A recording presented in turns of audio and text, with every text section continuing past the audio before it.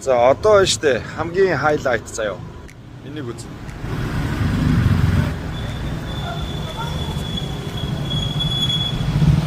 Хамгаалт бүр өөр төвшөнд юм.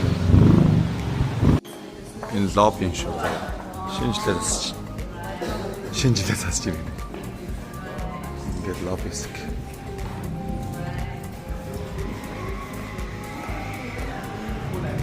Тэгээ байр-байрнууд ярих малга. За хөрөнгө оруулалтын баталгааг нь өгж гин. Түрээслэгдэхгүй байх эрсдлийг нь бүрэн хааж гин. Би танарт гоё дэлгэрэнгүй мэдээлэл өгнө. Гоё влог видео хийнэ заяа. Ингээд энэ 3 барилга байгаа байхгүй юу? Тэгэнгүүт энэ 3 барилга дотроо зөвхөн А хэсэгтэн инвестмент буюу хөрөнгө оруулалт хийх боломжийг олгож байгаа. Тэгээд эндээ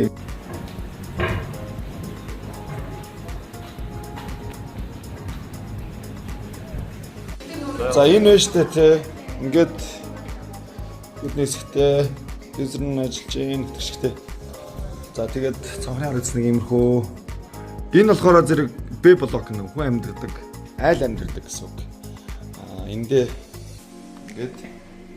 ингээд түрүүний айл амьдардаг гэдэг нь юу гэсэн үг вэ гэхээр энэ байр бол яг энэ хөрөнгө оруулалт чиглэлээр л өгнө гэж байгаа юм. Тэгээд хамгийн гоё юмнуудыг би танарт бодохгүй хэлнэ.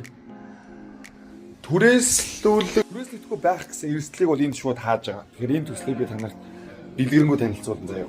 Энэ 33 м квадрат орж ирээд ингээд тэгээд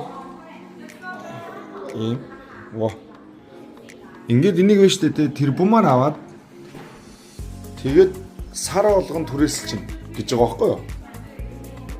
Тэгээд дуус.